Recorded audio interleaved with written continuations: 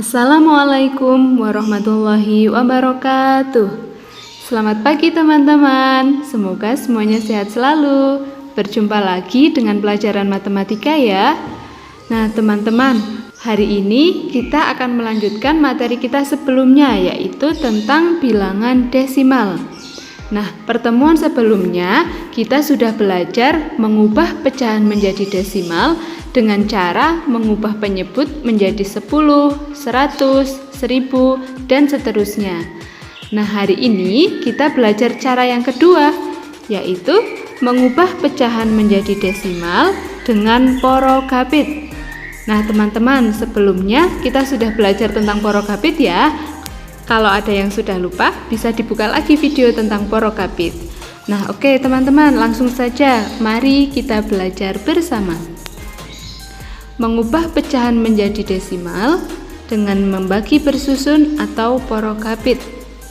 Misalkan ada sebuah soal, ubahlah pecahan berikut menjadi desimal.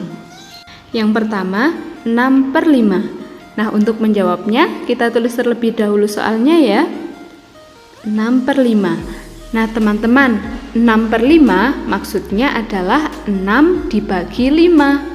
Nah kita hitung menggunakan porogapit. Kita tulis 6 terlebih dahulu, 6, kemudian dibaginya menggunakan garis pengapit ya, dibagi 5. Kita ingat kembali porogapit, naik itu dibagi, kalau turun itu dikali. Nah pertama kita naik dulu, berarti kita bagi 6 dibagi 5.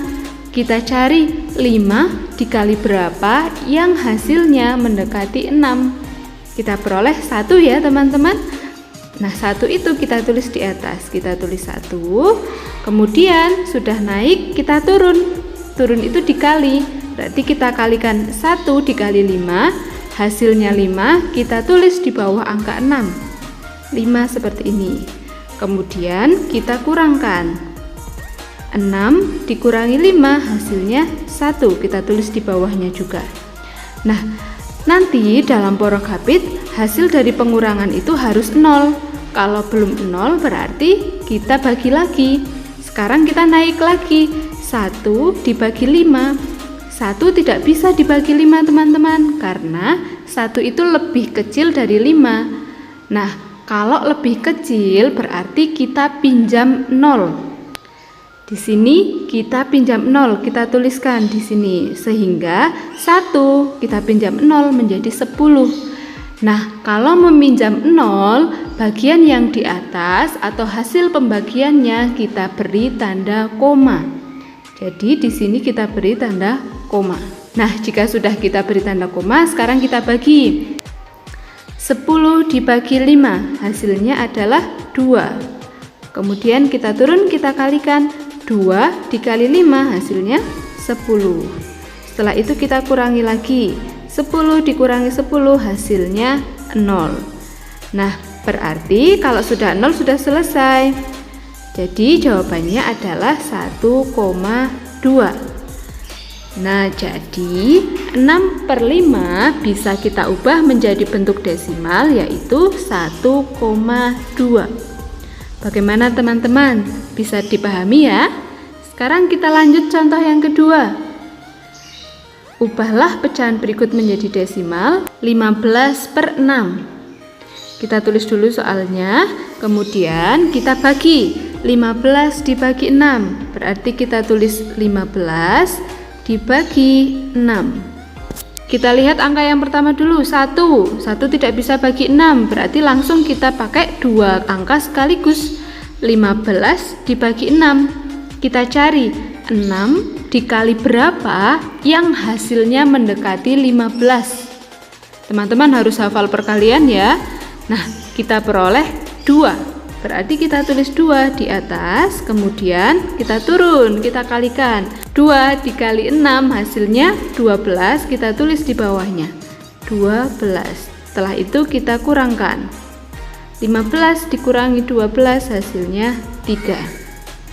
Sekarang kita bagi lagi. 3 dibagi dengan 6. Tidak bisa ya teman-teman, karena 3 itu kurang dari 6. Jika tidak bisa, maka kita harus pinjam 0. Nah, kita pinjam 0 di sini. Nah, sehingga 3 menjadi 30. Jika sudah pinjam, jangan lupa ya teman-teman, di bagian atas kita beri tanda koma. Sekarang kita bagi 30 dibagi 6. 30 dibagi 6 hasilnya 5, kita tulis di atas.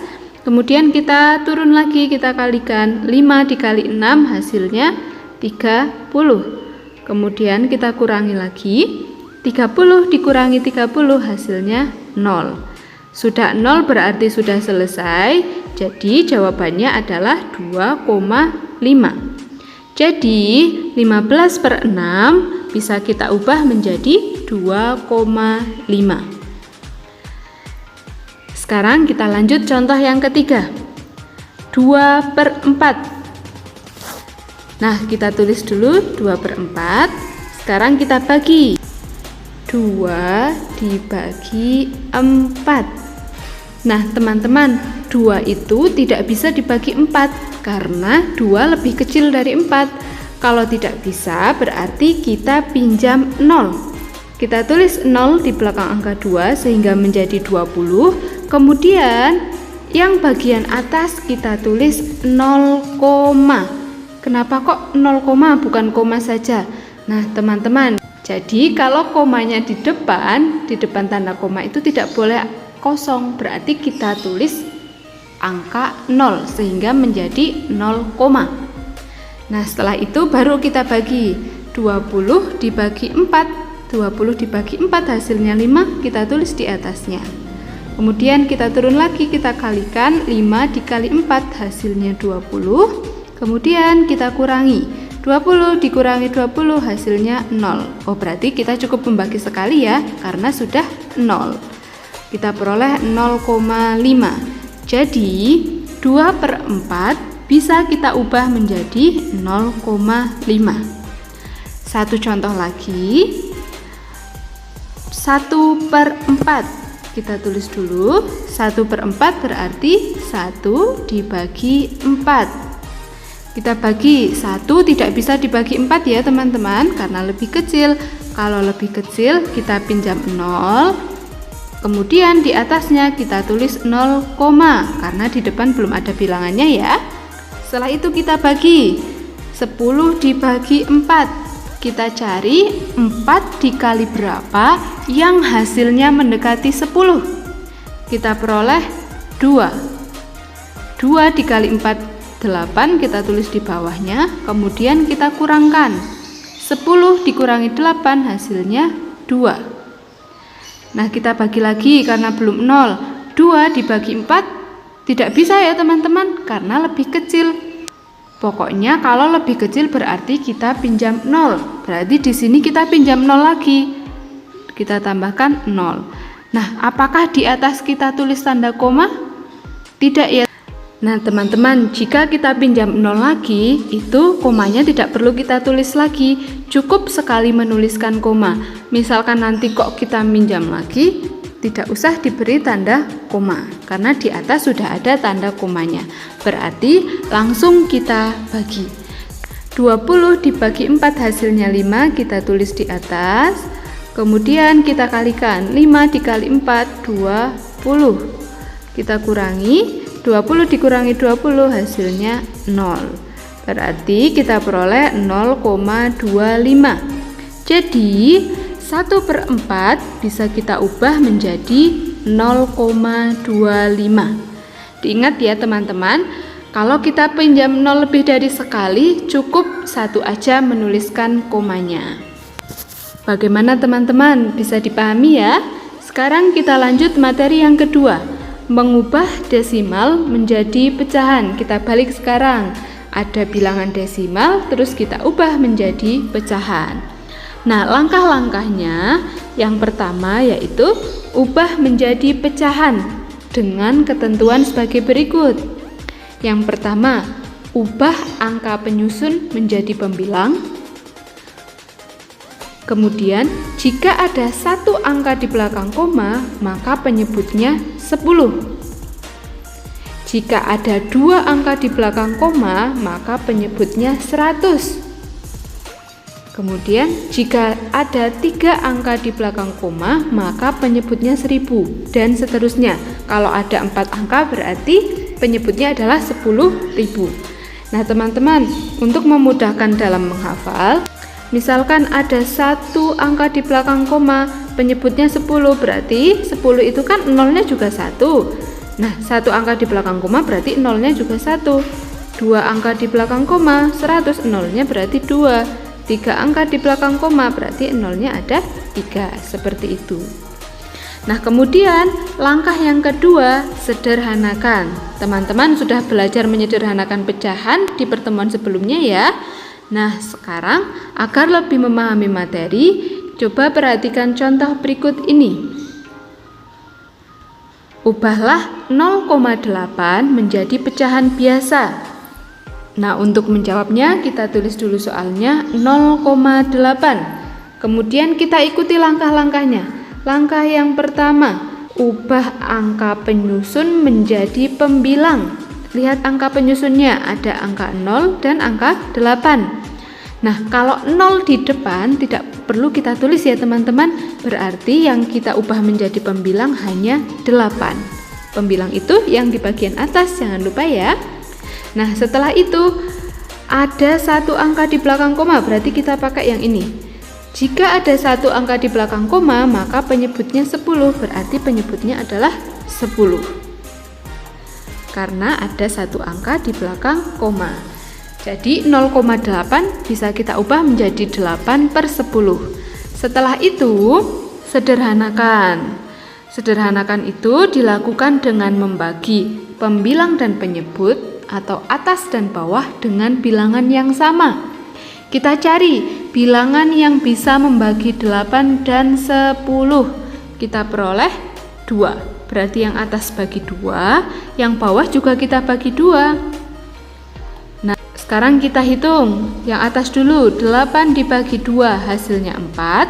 Kemudian penyebutnya 10 dibagi 2 hasilnya 5. Apa bisa kita sederhanakan lagi? Tidak bisa ya teman-teman, berarti 0,8 bisa kita ubah menjadi 4/5. Contoh yang kedua, ubahlah 1,05 menjadi pecahan biasa. Kita tulis dulu, kemudian kita lihat angka penyusunnya, berarti 105. Itu kita ubah menjadi pembilang. Nolnya di tengah, berarti nolnya tetap kita tulis 105 atau 105. Kemudian dilihat ada 2 angka di belakang koma, berarti penyebutnya menjadi 100 ya, karena ada 2 angka di belakang koma. Kemudian langkah selanjutnya sederhanakan. Kita sederhanakan, kita cari bilangan yang bisa membagi 105 dan bisa membagi 100.